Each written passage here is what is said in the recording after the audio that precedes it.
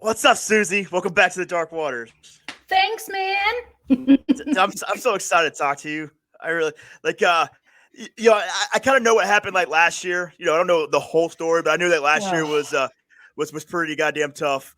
And I follow you on Instagram, obviously, and I saw like this big smile, these big fish, and these beautiful comments on your photos. It's like, oh wow, Susie's happy as shit right now. yep, pretty much to put it lightly. Yeah. So, long story short, last year, not quite a year ago yet, but on March 17th, during that week last year, that's when everything started shutting down because of COVID. And that included all of the DNR lakes in Illinois. So I couldn't go to Banner, I couldn't go to Spring Lake, I couldn't go anywhere. So yeah, it really sucked last year. And last year I was like all geared up for trying to learn how to fish for the spawn and get better at fishing in the springtime. And it was just robbed from me. So I've been paying real close attention to the weather this year because I was like, all right, I've been doing a lot of studying this winter. I'm like, all right, I got to focus on like water temperatures and, like depth and structure and like main points and secondary points and, all this other stuff, that I've been kind of studying up for a while. Cause I'm like, as soon as like the weather warms up, I'm like, I'm out there, and you guys had seen on my Instagram and Facebook that I went to Banner Marsh, let's see here, 2 weekends ago. And it was thick ice, really thick ice. I mean, you saw me throwing rocks out there and it didn't even phase it. And probably not even like 5 days later, because we had like 60-degree weather, it was gone. And so I drove out there and I did a cute little Snapchat. And if you guys didn't see my little thing out there, so I went out there and I was like, you guys want to know what the most beautiful thing is ever? And then like I did a shot of open water. I was like, open water, bitches. So I was like super excited. I was like, yes. And I saw what the forecast was going to be for this past week. And I'm like, oh yeah, I'm going, man. Like there's no question about it.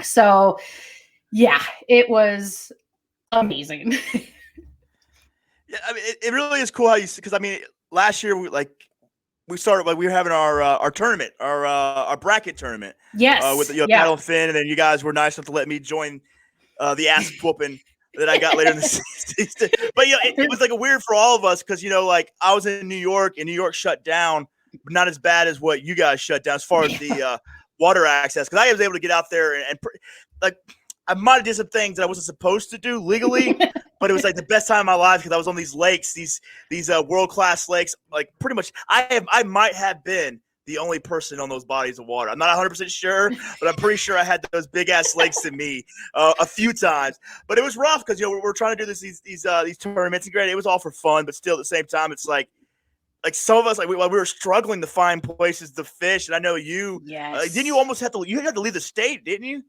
Well, actually, I figured out that originally I had thought a place called Imaquan was ran by the DNR, but it's actually not. And so I was like, oh, well, crap, I can just go there. And things had actually lined up really well because I had to do 2 separate weeks of furlough because of COVID and everything. And I was like, all right, well, I'll go to Imaquan. And the thing about Imaquan here is it's just like a floodplained old field is basically what it is. And they had to drain it a few years ago because they had to fix a levee because it's right by the Illinois River. And it floods all the time too. So like there's Asian carp in there and whatnot. But I mean, in all of central Illinois, I mean, granted with the exception of like Newton, it was like one of the best places to go fishing like ever. Like you could find these holes and these grass clumps. And I mean, you could pull 40, 50 fish out of there and just sit in like one spot. I mean, it was phenomenal. And then they drained it and a big population of the fish died and whatnot. And I know when people were going out there in the summertime, it just wasn't the same. And just like we were wondering, where the hell did the fish go? Did they all die? Like some of them had to make it, right? So I decided, I was like, all right, I'll go out there and give it a try. I know a good spot out there at Imaquan. And I went out there and I was out there for 6 days straight because I had hit it just like right after like part of a spawning batch because I had a lot of big males and the males were, like 17, 18. So I was like, where's these big females at? Because I know they're in there. And I think I caught one. I think she was a 19 or something like that. So I was like, I must have just missed it, man, because it was like, oh, this is awesome. So, but then like I tried going out there like last summer, and it sucked again because it's just like the fish are just so scattered. So I'm like, well, maybe they just all went to one spot for the spring. Who knows, So, but yeah, but like if I wanted to go somewhere, like I tried going down to Jacksonville one time because they were still open. You just had to like pay for like a little permit. And I got down there twice. And yeah, I went down there with Titus actually. And I caught that dub down there. And then like not even a few days later, they closed it off to everybody except for county residents because they had people coming from like Chicago, from Missouri. They had people coming from everywhere just to find a place to go fishing. I was like, whoa. So I was like, all right, well, there goes that idea. And so it was either late April, early May or something like that. I was like, I'll just drive up to Wisconsin because they weren't as extreme like Illinois was as far as like lakes and stuff goes. So I was like, I'm just going to go up to Lake Geneva and fish there. Like I had never fished on there before. And man, it was really intimidating because, like one of the launches I went out of it, like went to 100 feet right away. I was like, oh, this is way out of like my comfort zone. So yeah, I didn't really catch anything, but it was nice to really kind of get out and just be able to get out and whatnot. So, and I wanted to kind of go out to Lake St. Clair too, but there was a lot of crazy stuff going on and, people were already traveling out there to go for the spawn. I know there was a lot of backlash about people, traveling just to go there to go fish. And, I could see both sides. I was like, yeah, I think I'm just going to kind of stay in my state until things kind of calm down a little bit type of thing. So yeah, it was a rough year last year, but this year, I've really made it a goal of mine to just, learn the spring. And even if I go out there and don't catch anything, I'm putting the knowledge and skills that I've taken on and just really focusing on that, not really so much as, just going out and see what I get. I'm like, okay, this time when I go out, I'm going to focus on this particular thing. I'm going to look for, like water temperature. I'm going to look for structure. I'm also going to try to really learn how to understand my graph a little bit better too. I mean, that's always been a struggle area for me and trying to fine tune it and whatnot, but just trying to kind of really put pieces together so that they click a little bit better too. I find the hardest part, like about like where we're at in our fishing. I'm great. Like we're not horrible, but we're not the best in the world yet. We're not. Right. We're not cashing Hobie checks yet, but still, it's like I think the hardest part, like especially during the spring, is getting better at fishing in the spring because you get so something that I've struggled with the years is that like I don't find the fish until I find the fish. So I'll go to this cove and I'll beat this cove up. As soon as the ice melts, I'll go there and I'll start fishing the cove or whatever I'm going to fish. I'll be fishing the area where the bass eventually want to go. But I'll sit there and I'll fish that day in, day out until eventually the bass get there. And I've wasted like half the spring waiting for the fish to come to me instead of going to find them because I have everything I need to find them. I had the right rods, I had the right lures, I had the graph. But one of the things I have a hard time doing is trying new things because you just want to catch fish and you forget the learning process of what we're doing. And I find, and this year I'm kind of like you. I'm really like I'm gonna make myself really uncomfortable. I'm going to work on finding fish and really working on my skills instead of just like going to where I know eventually they're going to be. And that's not. I mean, that's fun. That's not what we're trying to do here. Like, we're trying to get better. We're trying to be more efficient. We're trying to get. We want to catch checks eventually, and it's just so hard to do that because you get so comfortable with like the things that you don't go away from that because you're so afraid you're going to like for graphing, for instance. That's the hardest thing for me to really pick up because I don't want to waste time graphing. I got friends who go around, they graph for like 6 hours and maybe fish 1 hour. But the things they've learned over time is like it's such like a whatever learning curve because like those guys are the ones who are catching those big ass PB bass early in the season because they spent the time doing shit like that instead of just going to the same place where they know eventually the bass are going to get. So I mean, it gets kind of hard. It's just hard because you just want to catch fish and you're afraid to do anything else because you don't know. Yeah, it's a crazy, whatever catch-22 that we do. You could go out there and never catch a fish. You know what I mean? You go out there, do the right thing. Oh, I'm going to learn how to fish. Just because you're going out there learning doesn't mean you're going to learn. You know what I mean? It's just we're just still going to learn, but doesn't mean you're going to get on top of them. And that's been like my struggle from year on, year out. And like this year's like the year I'm like, if you want to get better, if you really want to compete and even think about, competing on a higher level, those are the things you got to do because that's what those people are doing. That's why they're cashing checks and not skunking, like how I've done in the past. You know what I mean?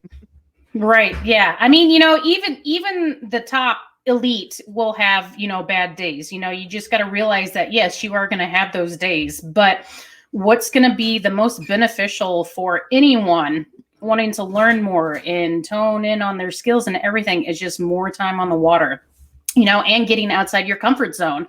Like, so last weekend I went out on that Saturday and I was like, okay, first, I'm just going to kind of cruise around, see what water temperatures are like, see what conditions are like, because there were some areas that still had ice slush on them when I first went out there. But when I came back at the end of the day on Saturday, it was all melted. So I was like, okay, there's definitely a lot of change going on right now, and like in deeper parts of the water, like water temps were probably in the 46, 47.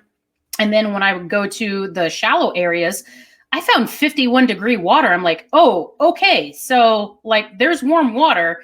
There's transition points probably right now. I was like, okay, what knowledge can I put to test right now?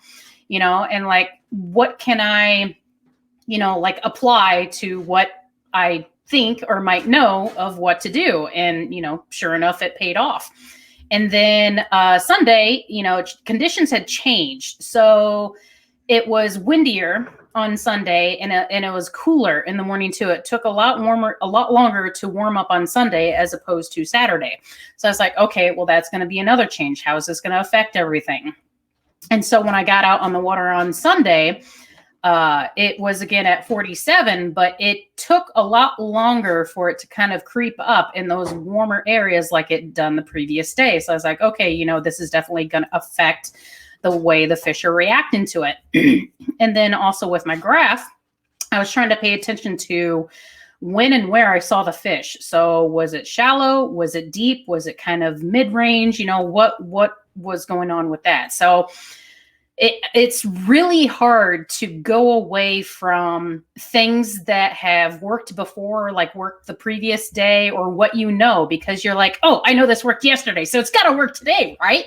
No, that's not what it was at all. The really hard part about that is that it does, you'll do that, especially like once you get past like the cold and you really start getting into like the hunger, this pre-spawn, is that it will work a little bit. But we're not looking for a little bit. Like we want to get our limits. We want to maximize our time on the water, and I think that's where I fail a lot. Is I'll go to these spots that I know that I caught fish, and I'll go there and I'll get one or two.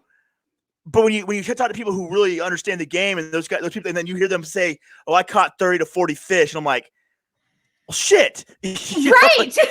What do you mean you caught 30, 40 fish? Like I'm over here, I'm happy because I caught 3. I got it on my GoPro. I can make a little video now. But like these people, but I what we already said before, like I went to where I know I could catch some instead of like really going out there and like trying to like find the fish. Like one of the things that I hear you kind of explaining is like, you're taking all and you're like, okay, this is doing that and this is what it is. And I think like the thing I got to get better at is like questioning why I'm doing something. You know what I mean? It's like, why am I fishing this spot? What is the things that I know about fishing? Tell me why this is a good spot. Is it a good spot because I caught fish here last year, or am I looking like like for summer instance, like where's the sun at? Where's the shade at? Where's the grass at? Are they here? Where's the bait fishing? Like all these things that what's the water tips? And all those things, like why am I fishing here instead of just going to a place that I know holds fish? You know what I mean? Like, yeah, you're going to catch fish from time to time. But that's not what we're trying to do here. We're trying to maximize our time in the water, be as efficient as possible, and put up big numbers. And like that was like where I struggled. I think last year, especially in the tournaments, was like I would just go to, I'd pick a cove and I'd go there and I fished the grass, but I never had a reason why I stayed there or why I went there. And that's something I got to get better at. I know what to do because I've done things where it's like, where I surprised myself, where I picked spots and it produced, but I wasn't consistent enough, or I didn't trust myself enough to really like hammer those things and really like just hone in what I know and what I already know, just like really put it into practice, because it's just a hard thing to go against the safety. Like it feels so good to catch three that you focus on just catching the three fish instead of like taking a chance and trusting what to possibly go out there and be like some of those people that catch like 100 fish in one day or whatever. I think a lot of times I shoot myself in the foot by not Right. going by what I know, or really just, I think that the biggest thing is just asking yourself why you're doing this and why are you really using this lure or fishing to this depth or whatever. I think that's like one of the hardest parts I've been having as an angler. Right. Yeah. It really definitely is, and sometimes, in order to kind of grow and expand on your knowledge and skills is to ask those questions. So it's like, okay, why do I like going to the same spot every time? Well, I know there's fish there all the time, or at least 98% of the time. Okay. But what kind of fish are there? Are there quality fish or are there quantity fish, or is a little bit of both? And sometimes I'm like, okay. And then I have to ask myself, well, why are they there? What is unique? That's the things that I'm starting to ask myself now to kind of help myself learn. But you're like, okay, why did I catch a fish there? What is different about this spot compared to other things? And sometimes I can't figure it out. Sometimes I'm just like, it was just luck, Yeah. Sometimes you got to accept that. Sometimes you got to accept that it just worked out. Right. Exactly. And so like I was asking myself that on that Sunday, I was like, okay, the thing that I was doing on Saturday obviously wasn't working, for like the first 2 hours on Sunday. So I was like, okay, I need to change. And the thing is like when I got out there and saw the conditions, like I knew what I should have done. Like I knew, but I didn't do it right away. Right. But, I still eventually was like, okay, I'm going to throw the jerkbait. I know it should work with the conditions that are presented to me right now. I'm not really a big fan of throwing it sometimes, but I was like, all right, I'll just try it. Not even 2 minutes after I was using the jerkbait is when I caught that big one. I was like, oh, hello. It really does surprise you like that. Like there's been times where like, all right, I'm supposed to throw this and drag this across here in a situation like that. And then you do it and you're like, holy shit, I just caught it. And then you pull out and it's like, it worked exactly like they said in the videos on YouTube. Mm-hmm. It was just like, why can't I just do this all the time? Why can't I just, these things that just trust it. Quit being quit being a pussy and go out there and do what you're supposed to do. You know what I mean? It's right. Fishing's so, it's such a mental game. It's a never ending like quest of trying to be perfect, but you can't be perfect. But goddamn, you got to at least try and just doing the same ththing over and over and failing and expecting different results. I know they made a meme or a quote about that, about insanity, but that's sometimes that's what I feel like as an angler. I fish like I'm just an insane angler. I don't I just keep doing the same thing over and over again, expecting different results. Right. Yep. Exactly. And just. It's a matter of, mindset. It really is, like on the drive there, like I'll be going through things in my head, like, okay, if I do this, I should be able to do that. And if I do that, then that should be able to do this for me type of thing. And then I get out there and like either everything just goes completely out of my mind and I'm just like, or like sometimes I'm just like, okay, this is what I'm going to do. This is what I'm going to try. And I'm not going to let my mind convince me otherwise. Sometimes there's been a lot of times, especially, being a competitive angler. And this had also been something that I had noticed when I would do like the online monthly tournaments is a lot of times when I'd be going out, I'd just be so like, oh, I got to make sure I do this. I got to make sure I do this. I got to make sure, I get my fish and everything. And then like, I'd be so frustrated with myself and so like disappointed that I was just like, why did I just do that? I didn't even do myself any good. So, this year I'm just like, okay, when you get on the water, you're just going to expect that you don't catch anything, just start with that right away and then set a goal, okay, these are the conditions right now. What knowledge do I know? And what skill can I put to test right now, with what is given to me, and let's try it. And let's see how it works. If it doesn't work out, it doesn't work out. But, Also questioning, why didn't it work out? Was it just because the fish weren't there? Was it because of my presentation? There's a lot of different questions that you can kind of ask. Right. And, you can go a million different ways with it. But I think that asking those questions and, trying to prepare yourself to, be open-minded sometimes on the water when you're so used to your confidence techniques and your confidence baits, that's how you're going to grow and learn as an angler. Well, let me ask you this, because you always got those people like, the gurus, or they think they're gurus, and they'll be like, well, this is what you should do. You should go out in the water with one rod, one lure, and practice. And all I can think about when some people say like that, I'm like, first off, you don't do that. You never did that. And I'll tell you why, because our sport is seasonal. Our sport, like, we have windows to capitalize on these times. Like the pre-spawn, to maximize that, you have a window. The spawn, you have a window to do, because the fish are moving shallow or they're moving back out, but these are the windows that you have to catch them. And especially during the pre-spawn, you have a chance to catch tons of fish, quality fish, and possibly get your PD. And to tell me that, you went out there with just one lure that you never use and to get better. No, you didn't. You're just like the rest of us. That is good advice. That's a great answer. Like, dude, if you can go do that, like take one lure, one technique, one rod, and go out there and just fish until you get better than that. For one, you either got way more time than I got to go fish. Yeah. You're absolutely full of shit. I'm gonna go with 2 for a lot of these. I've never met someone who actually showed me that they did that. And I know there's probably some, but it's just not really for someone like I said, it's not like other sports where you have like all this time to practice to get good. Right. It's not like baseball where you can just play catch forever and ever and ever. Every day. This pre-spawn's only going to last a few more weeks. I got to catch fish, and so I don't like advice like that, but I do like the like what you're saying. Like, you really just learn, and apply when it's the right time to apply it, and really just question yourself, and going with like those gut instincts and things like that. I think you can do. Like I said, I'm not gonna just throw I'm gonna work on flipping, and all I'm gonna do is flipping. No, it doesn't make any sense. But be prepared to do that, but do it when the conditions are right and you have the time and whatever. But I don't know. I just feel like sometimes the advice that people get, that people put out there, it's not realistic. And not only that, it's like at the end of the day, I'm just trying to have a good time. Yeah. Do I want to do really well in tournaments and stuff? At the end of the time, I want to have a good time. And I'm sorry, that's some of the things I can't do. I can't sit there. When people tell me how they graph and then they go out there for weeks on end. Great. If you're in a tournament, that's different. But if you're telling me your fun days, you go out there and just graph and graph and graph and graph, and then 2 days later you finally fish. I'm like, why do you do this? How do you enjoy this? Who does? I don't know. I know people do it, but to me, it's just it's one of those things. It's I'm really just trying to have a good time. That's rule number one. Rule number, or not rule number, that's the first thing, is have fun. And if I'm not having fun, how long am I going to do this anyways?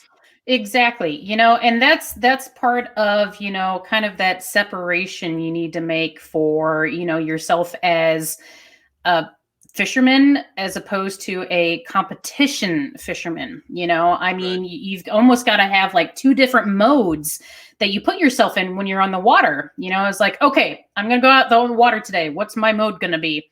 I don't care today. I'm just going to do whatever today. And then that's how you fish. Whereas, if you're a competitive angler, you'd be like, all right, I have to focus on this because, if that you rock, Russ Snyder's and Jody Queen and Cody Milton, they're out there, they're putting that time on the water, they're graphing because they want to find those spots that are unique. Yeah. They know, it's years of time on the water and experience of learning, what to look for, key things, structure, depth, water temps, everything, so it's kind of really all of a matter of, kind of separating things out, and kind of, telling yourself, okay, what kind of an angler in person do I want to be? Do I want to be the competitive type who is just always go, go, go, go, go, compete, compete, compete, compete. And that's the only way I'm going to learn.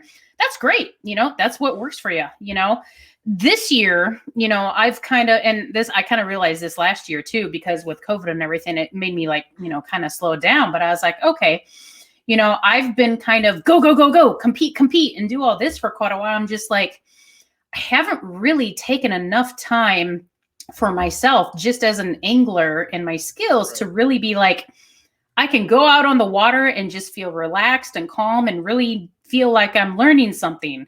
Whereas opposed, it was just like, I was all worked up about the next tournament or like an online tournament and all this and all that, and I feel like I wasn't getting, the takeaway from outings like I should have, because I was just distracted in so many different ways.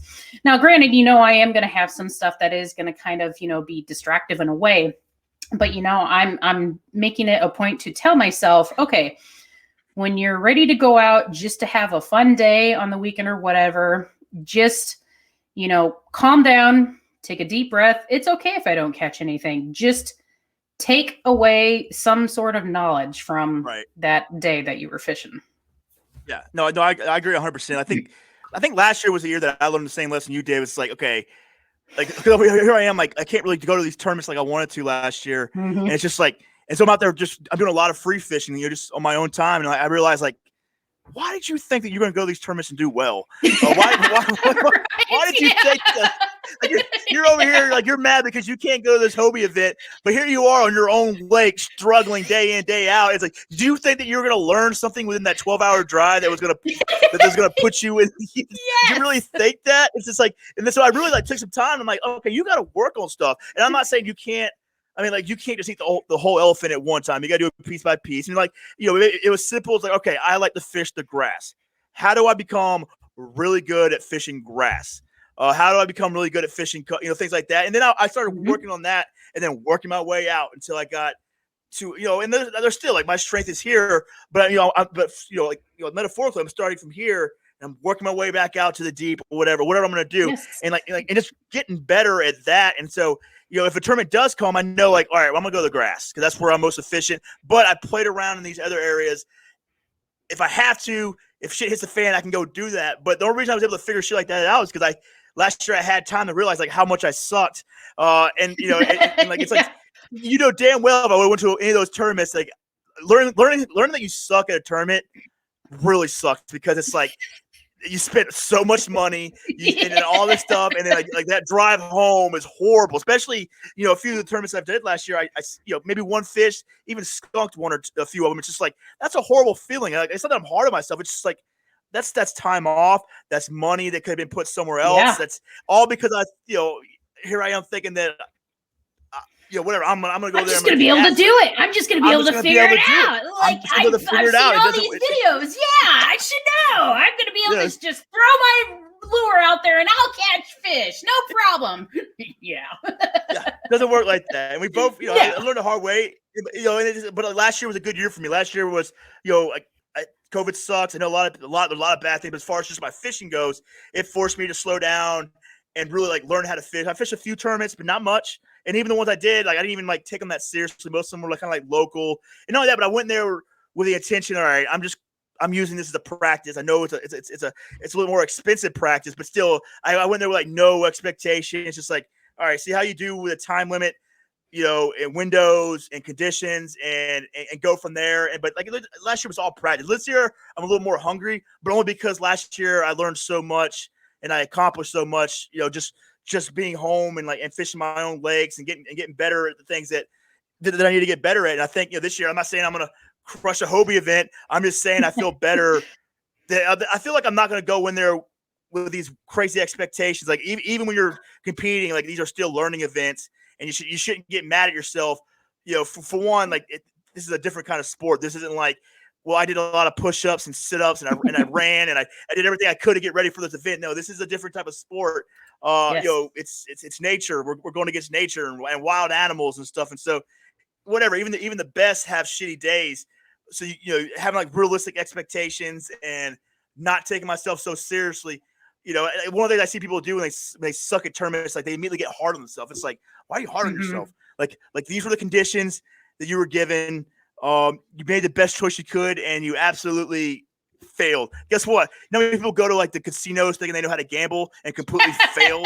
Okay, this sport's not that much different. There is technique to it, but there's also not, I wouldn't say luck, but there's just so much that goes into it that no matter what, you can have a bad day. And I don't even call it a bad day. It's just like that's just the way it went that day. You made a choice, it didn't work out, and someone else made a better choice and caught all the fish that you couldn't catch. And that's the brutality of the sport. Like it's not about the strongest, fastest, and the most prepared. It's about who found the fish that day.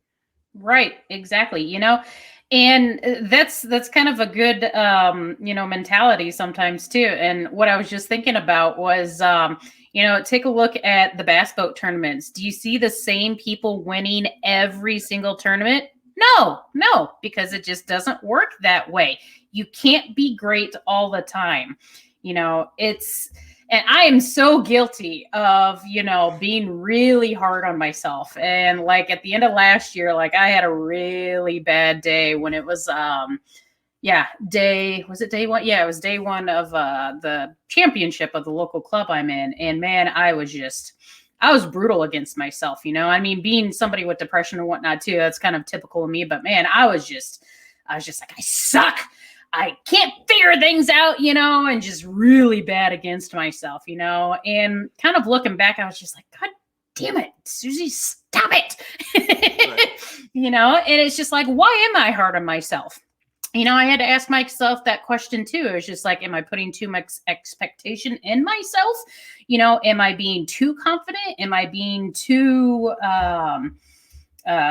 I don't know what the word is, but, I was like, why was I really upset? I think I'd went in there with expectations of just being able to figure it out regardless. And I was just like, that wasn't the best plan. I was like, okay, I did some pre-fishing, and me and a buddy had actually talked about this too. We were just like, day one, we didn't do so hot. And we were both just like, what really screwed us is that we didn't have backup plans.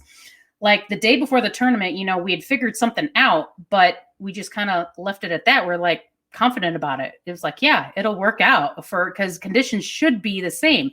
Should never rely on conditions to be the same, because even though like the temperature and wind or whatever might be similar, things can do a complete 180, the next day. And you're just like, what do? I should have figured something out. I should have, looked at this and looked at that. And I was just like, man, I should have known better. But, I was too, worked up about it or whatever. And it was also kind of the end of the season too, and I was just also kind of at that point of just like, all right, yeah, whatever, it'll work out, and I was just like, that's how I kind of set myself up for failure in a way, which is how it was. Yeah. Well, yeah, I look at it because the thing is, like, you should be satisfied, for one, if you catch a fish at a tournament. You should be even more satisfied if you catch a limit. You should be even more satisfied if you improve that limit. And then if you win, okay, I'm popping bottles, throwing dollars, like whatever. I'm gonna enjoy myself. But that's the game. Like catching a fish at a tournament can be like a victory in its own. When you look at like how many people struggle at a tournament, how hard the conditions were, and everyone's out there, everyone's fishing, and you caught a fish, and a lot of people didn't.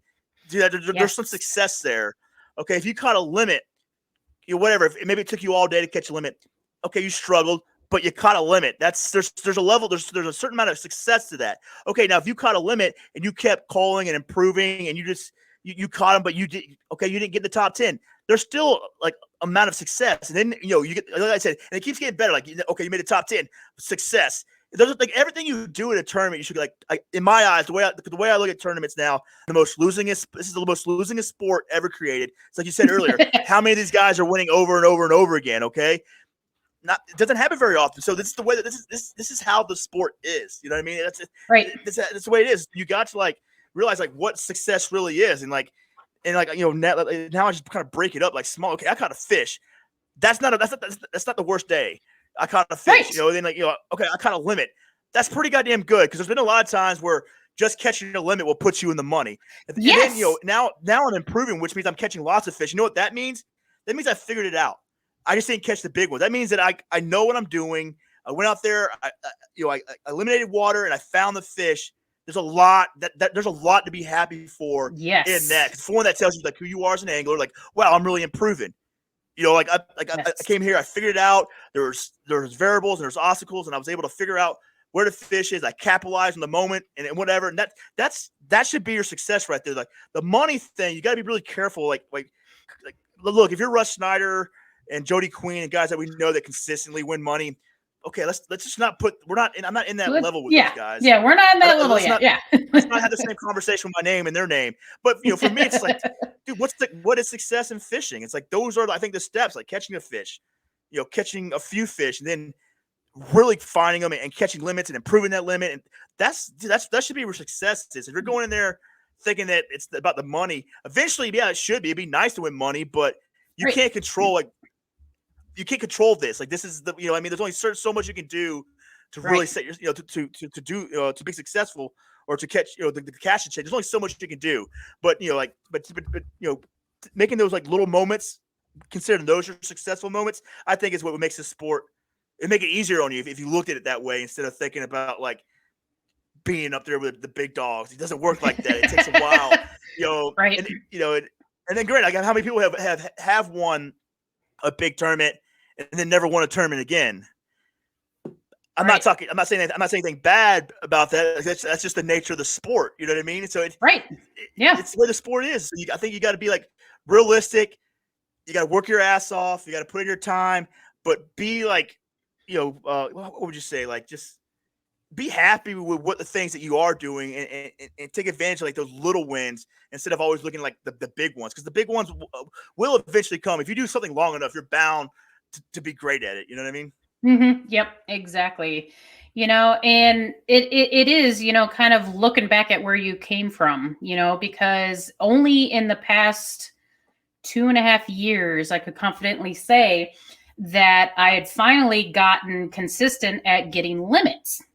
Whereas, gosh, it felt like forever before I finally was able to be confident in myself and my abilities and my knowledge and, even catch a limit sometimes. There'd be tournaments when I first got started, I'd skunk like, 2 out of the 3 times and whatnot, and then like come the championship, day 1, I got nothing. Day 2, I only got 1 fish. And man, I felt awful. I was just like, I placed dead last in this and everything. But I was just like, just calm it down. It's okay. It's not the end of the world. It's just you're still going to be able to do it again, Right. So it's hard to think about those things, in the heat of the moment and the day of everything. But, it is a little bit about perspective, again, it is hard, with people who are very internalized, such as people like myself. But, sometimes just, telling yourself, we're just a bunch of people in plastic boats out here catching fish, and it's just like, what is the worst that's going to outcome of this? Only one of us can win. Only 10 of us can be in the top 10. Only 20 of us can, that's it. Like, I mean, and to think that you're supposed to be in one of those spots because you know how to fish is ridiculous. Like, I mean, like, what are the odds and the chances? Look, I'm not a gambling man as far as like going to like casinos, but I know like there's like these weird, like, what's your chances of winning this? I really wonder, like, what is your chance of winning a fishing tournament? Like, really, what are your chances? Like, how do you figure that out? Like, how many fish in a lake? How many this and that? Like how do you figure that out? I mean, like, and then like, how do you know that they're going to go for this one color and this size of bait and everything? It's just like, it's like throwing dice out there and be like, yeah, they're all going to land on 6. But yeah, I think the person who like really helped me with my perspective would be like Catherine Fields. Because she's someone that I've had the had the opportunity of having on the show, but I've watched her like grow. Like I remember before she did her first tournament last year at Lake Seminole, I had her on my podcast, and it was like she's never done it before. She didn't know what was going to happen. She goes down there, is just happy with the fact that she went down there. Then comes back, does another tournament, and she's skunked. She didn't catch 1 fish, and I think it wasn't until like 2 tournaments later that she finally caught a fish, and she was so happy about that fish. I think she might have cried. I think her saying that she was shaking, and then like when she finally caught her limit, I can't. It might have been like this is how like much like I pay attention to her. Like I can almost tell you what lake it was that these things have happened. Like when she caught her first like limit at like lacrosse, I believe, or something like one of those, and like how ecstatic she was just to have a limit, because she realizes like this is her journey, and like she realized where she's starting from and where she wants to be, and she realized that she has to go through all the shit in between to even think about getting to the top. And that's the perspective you got to have if you really want to keep doing this. Because if not, you're not going to do it that long. You're going to get frustrated. You're going to move on to something else because it's just too easy to leave this sport and go find happiness somewhere else. Right. Yeah. And I mean, and you do have, those grassroots club anglers who just fish it for the fun of it. They don't even care if they place or not. You're going to have those people too. And those people are great, because they just show up. They're like, hey guys, what's up? And they'll come back to the check and be like, oh yeah, I only got one fish. But hey, it was a good day. Yeah. And I'm like, man, why can't I be like you all the time? Just be content with being out there, It's just like, I got to stop going in with this, like, I got super competitive mode type thing, And I think one of the awesome things, about, Catherine Field and her, story with everything is every single person who has been following her on her journey is like relatable to her because they've all been in the same damn position before, because everybody has started out in some way, shape, or form, whether it's been in the last year or last 20 years, I mean, everybody's gone through the struggles. Everybody's gone through the days where they just don't catch anything and they just feel so defeated. And then you go to that next tournament and you may only catch that one fish, but I'll be damned, that is the best day ever because you finally caught a fish, But yeah, well, we'll wrap this thing up soon. There's two things I want to talk to you about, or at least one thing. I remember like last time we talked, like one of the things that you really wanted to work on was gear and like how you had it set up, matching the line to the right reel, the reel to the right, those kind of things. That's been my biggest thing too. That's kind of why I downsized. I'm only working with like 6 to 7 rods, and why I was excited with the sponsor that I got because it helped me slow down because I was all over the place. I was like, well, this person said I need this rod, so I'm gonna go buy that rod. Well, this person said I need this, so I'm gonna go get that. And they say I know. I'm like, I don't have anything that I need because I just got a bunch of shit now. How has your journey been as far as that goes? As far as like figuring out what you want? Because I feel really comfortable right now. With what I have figured out, like I've downside, like what that's what, like I said, I'm not trying to. I know they're my sponsor now, but it's like one of the things, like fishing rods. It's like, okay, 6 rods to cover all your needs, and they say I know I got like one rod that can have multiple different techniques on it, based off the the rod strength and action, the line and the reel, and that's how I've been doing things lately, and it's made life so much simpler instead of like trying to do everything and have something for everything. Now I just simplified my life, and it gets so much easier. Here I am rambling about me when I'm asking you the question. Like, how's it been for you? It's been going so much better. Like making that spreadsheet and having it broken down, because like I'm a big like visual person when it comes to like a lot of that technical stuff. So like, rod strength and weight limit and reel and line poundage and all that other stuff. Like, I can kind of, get it together in my head. But when I see it laid out there, be like, oh, okay, that is why that is good for this and that type of thing. So this year I am focusing on having about, 6, 7 max setups in my kayak. It's just, the last thing I need is a deck full of rods and reels that I'm trying to get out of my tube holders and everything. Like, I don't know how some people do it with like, 6 rods with the reels on each side. I'm like, how do you pull one out of there and everything? It's like, I got to have a crate behind me and have them standing up, but that's what I've kind of been used to. But, really getting things set up to, kind of like specific techniques. So like, I've got a rod that like, this chatterbait, swim baits, it's set up for not just one technique, but kind of a couple. That way, if I'm like, all right, the chatterbait's not working, I can just, cut it off of there, be like, oh, I'm going to put a swim bait or something else on there. I can still use it for that. And then if I really need to fine tune it, I'll take one spinning reel and then the rest are usually bait casting reels. I'll have my thick, heavy punching stuff if I got, the thick, heavy stuff, especially at Banner. And then I've kind of got lighter stuff. And then, I'll kind of change it and adapt it to where I'm going. So like if I'm going to a really clear lake, I'm not going to take my punching rod with me because there's not going to be anything to punch type of thing, So I may still have, a lot of rods and reels, and I'm actually downsizing my spinning reels, shockingly. But, like I've really gotten a lot more comfortable and confident with just going out there and, fishing the techniques on the setups that I have, because that was like my biggest struggle in the first few years is just I would put stuff on rods and reels and not know what the hell I was doing. I'd be like, well, I'll see what happens. And I was like, okay, I really need to pay attention to this stuff, because it was like one of those things where I was just like, it's just too overwhelming. I don't want to deal with it.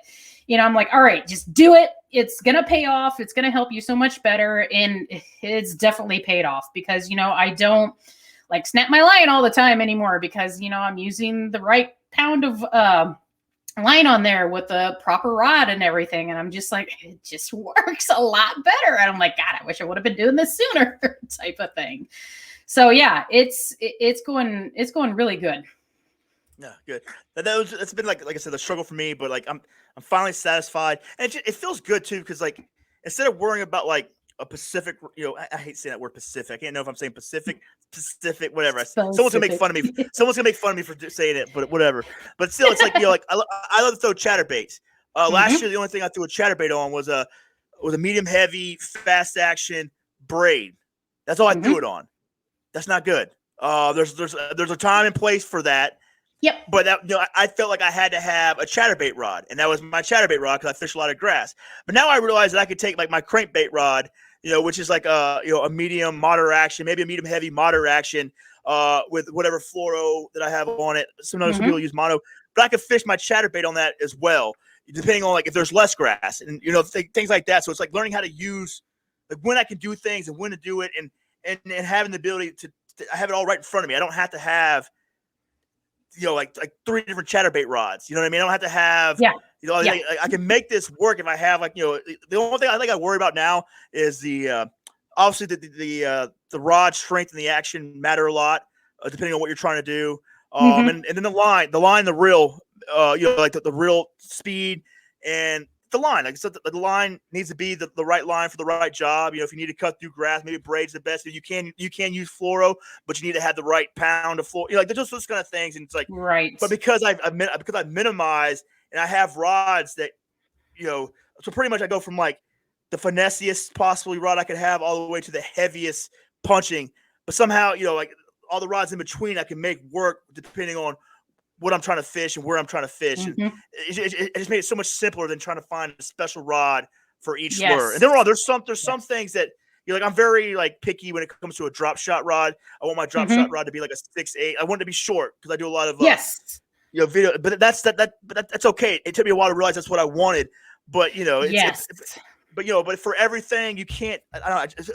For kayak fishing, I think it's just you can't do it like that. You can, but like. It's a mess. You're confused, and unless you're like, I know, like Christine Fisher, she takes like 4. I think she was saying today she takes 14 rods like to pre-fish though. She doesn't do that during the tournament. But she's gotten to that point. You know what I mean? Like and she knows what she's doing. Yeah, right. And I think whereas me. Not that good yet. Yeah. Whereas me, if I took 14 rods with me, I was like, I don't know where I'm going to put all of them. For one thing, it's like, I could kind of stuff them in my rod holders on the kayak, but then I'm like, I don't know. I don't like a cluttered deck on my kayak. I don't like it. It's just personal preference thing. But, but also at the same time, like, I don't even have 14 rod reel setups as it is anyway. So I'm just like, well, yeah. But, like if I got to the elite level, then you'd probably need at least like 20, because you got to have backups and everything too. So, yeah. But, oh gosh, what was I going to say? So like one of the downsides to when you're first getting into the sport is figuring out, what rod lengths work for you. And so that was like a big kind of struggle bus thing for me at first, because like when I was wanting to try like long casting out there and deep diving cranks or whatever, people were like, yeah, you need like a 7/6 rod or whatever. I'm like, okay. So I got it, and I fought with that thing so much. I was just like, this is just not working for me. And then like I tried a 7-foot rod and it works perfect. I was like, okay, so shorter rods work better with me. Okay. Yeah. It's just, finding that perfect balance with that stuff. And I mean that it's kind of like one of the bigger cons, of this sport is just fine tuning what rods work well for you. I mean, what works for somebody isn't necessarily going to work for you, True. Well, cool. What's next for you this year? What we got coming up? But it's still early for us. Me and you are both kind of the north, so we're not everyone down south. We're waiting. My season's just. I got about another month before my tournaments even start. So what are you looking forward to? Oh my gosh, I got some awesome stuff this year. But actually, this weekend, I'm not like participating in it per se, but I'm going to be help judging the Hoosier Kayak Bassin Championship in Indiana. So I'm going to be out there this weekend. And then come in April, let's see here, that is the 8th, I believe. Yep, 8th, 9th, and 10th is the first Paddle and Fin event. So we're going to have our Open and Clash of Clubs that weekend on Dale Hollow. So I am super excited about that because, A, I've never been on Dale Hollow before. And B, this is like our first event. So we're pretty excited about it. We got some awesome sponsors and prizes and stuff like that. So yeah, it's gonna be awesome. And then I'm gonna try. I did my kayak this weekend. I'm gonna try to make it down to Dale Hollow in April. I'm gonna try. Oh my God, yeah. We're hoping that the timing and everything is right to where we hit it like at the spawn. And my God, there's smallies in there, and I love smallies. Let's see here. Then the end of April then is the first trail tournament for Paddle and Fin. We're on the Tippecanoe River. And then in May, I got to pull up my calendar here because I'm kind of brain farting on some things here. In May.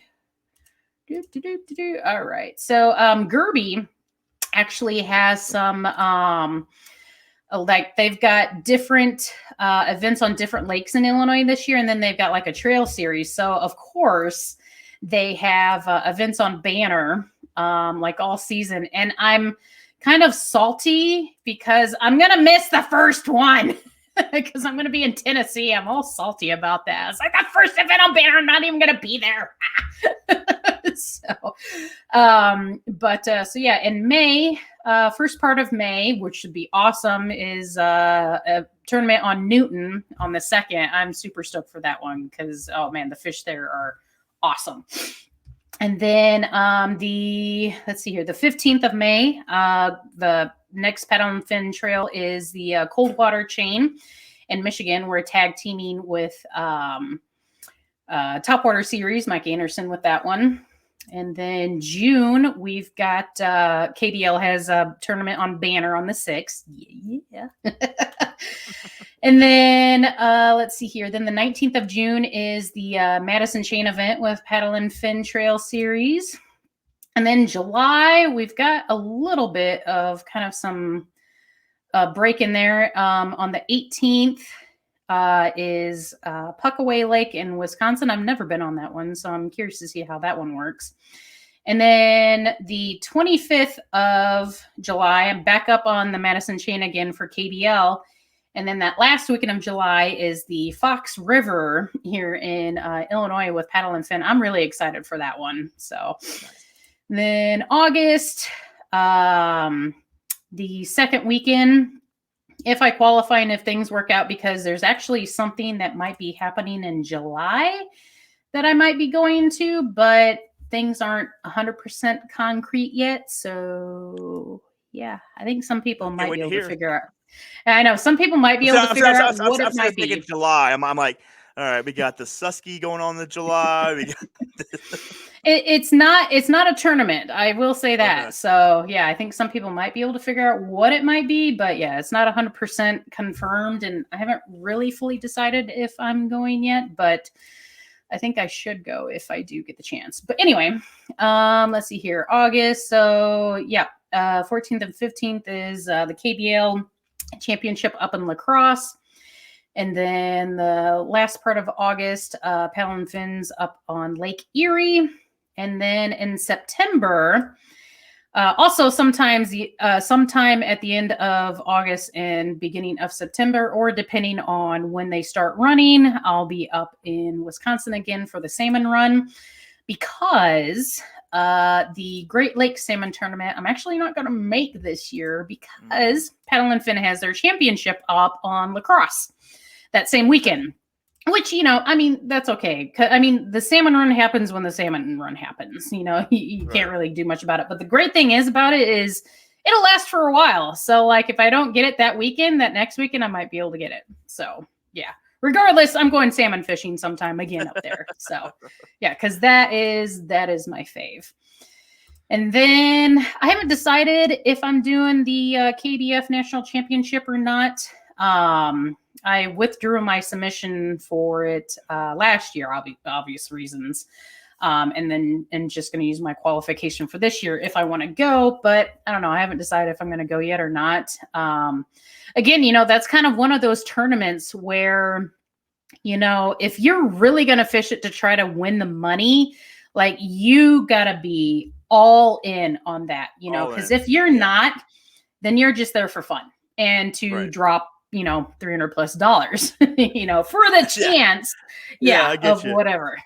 So I've kind of gotten to the point to where that is a tournament because of the amount of anglers that qualify and that do fish it, and it's been an experience for sure the last times that I fished it, especially the first one, but realizing how much time and dedication and like real knowledge and skills that need to be put down in order to really like do good, is like, you got to be committed, if you want to get in the money up there. So it's just like, it's a commitment to go down to, because that's in Shreveport again, which was really cool because I fished on Caddo Lake and that was a really fun lake.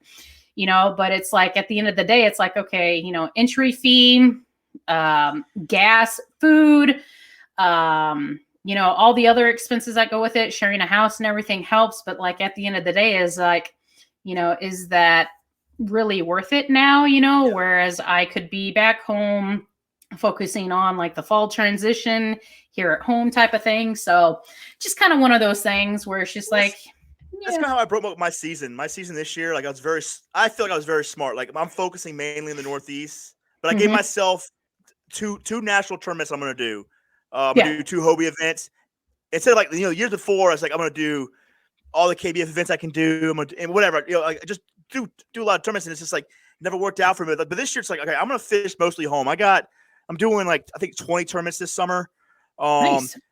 Only 2 big national. I'm doing the Hobie event and obviously Lake Champlain, and then I'm definitely going to La Crosse. I'm definitely doing those 2. Yeah, and that's it. That's all I'm focusing on. Those are like my wife's taking leave on those days, so I don't have to worry about childcare, and I can really go there for 3 or 4 days and put effort into trying to win. And these other tournaments, most of them are close enough to home, and I know the bodies of water where I don't need to invest a lot of time and money to go do these tournaments, and so it takes all that pressure off. But it also gives me a chance to get better at tournament fishing.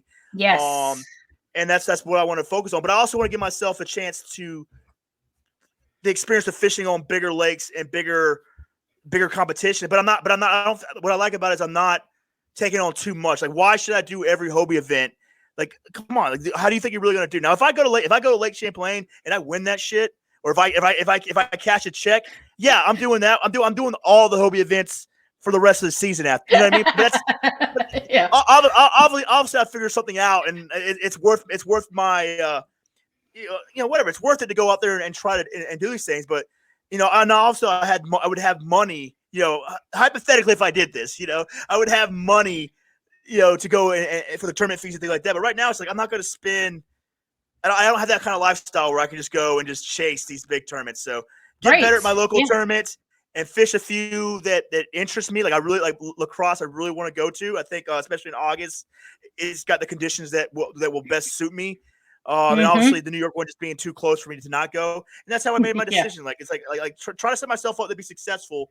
And I think it's the best way for me at least is being someone who's just not that level yet. And I think the same thing with you. Do the same thing. Like why am I going to go down and spend shit tons of money to go fish the KBF National Championship? Like I know who I am as an angler, and I know that going down there, I'm fishing against 400 to 800, depending on where we are at this COVID thing, 400 to 800 people, and half of them are probably like really good. And do I have the time to go down there and spend a week and all these things. It's just like I'm not ready to make that kind of investment. If I went down there, it would be just for the spectacle. It's like, okay, I have $300 to burn. I'm gonna go down there so I can get a cool swag bag. Maybe they'll have some like whatever booths, and I can go get like like whatever. Like the same thing as you go to like a a fair or something. You know what I mean? I'm gonna get a funnel cake and watch other people win this tournament or something like that. Right? But, I'm like you, man. I'm like you. Yeah. And like, the big thing though is like kind of like the sad part about that is also, missing the time being able to spend, with, other anglers and stuff that we haven't been able to see in so long, depending again, on restrictions and whatnot, but, missing out on that, that kind of makes it a little bit harder, but then it's just like, well, I'm confident and comfortable with, the decision that I do make, because I know I'm going to make it in the best interest for, myself, which is what it comes down to. Right. So, all right. Well, is there anyone you want to thank? I know it's like, for one, Susie, it's just good to talk to you again. Like, I know. Like I said, I listened to the podcast. I knew you had a rough year last year. I know. It was just like when I saw you catch that fish, I saw you smiling. I'm like, gotta have her on. This is the Susie I want to talk to. Let's bring her on. I'm gonna ride this momentum for a little bit and have a great conversation. So I'm glad you're in a good place. I'm glad 2021 is behind us and we started the year off with a nice catch. And I'm hoping you're gonna have a great season this season. So this is your time to thank whoever you want to thank and whatever changes, whatever. But it's your time to make your plugs and shit. Oh, sure. First, definitely going to thank Quest Water Sports for being my Hobie fishing team sponsor. Next, I'll definitely thank kind of a newer sponsor that I've been working with, Bassett Baits, Tim Hamilton, actually out of Rockford, Illinois. So can't wait to get his first shipment of some custom stuff I've been having made. She Angler Custom Baits. You guys know her, Mel Isaacs. She does custom paint jobs on just about anything. So if you've got, a crankbait, jerkbait, or whatever you want in a certain color, she makes magic happen, which is pretty awesome. Let's see here. Who else is there? Of course, Paddle and Fin, obviously. You don't have to talk about those guys. You don't have to talk about them. Right. Yeah. And it's kind of weird because it's just like, they are kind of like a sponsor per se, but like, like I am Paddle and Fin in a way. So it's like, I am Paddle and Fin. Let's see here. Who else do I have? Dakota Lithium, Catch Products, Kistler Rods, and I probably am forgetting somebody, but I'm sorry if I do. That's all right. No one really listens to this podcast anyway, so right. But no, Susie, I already said what I had to say. I'm glad you're happy. I'm glad to see you smiling. I'm glad your season started out good. Good luck with the rest of 2021, and I know I'll have you back on soon. And I can't wait. All right, sounds good. Thanks for having me. All right, I'll talk to you later. Alrighty.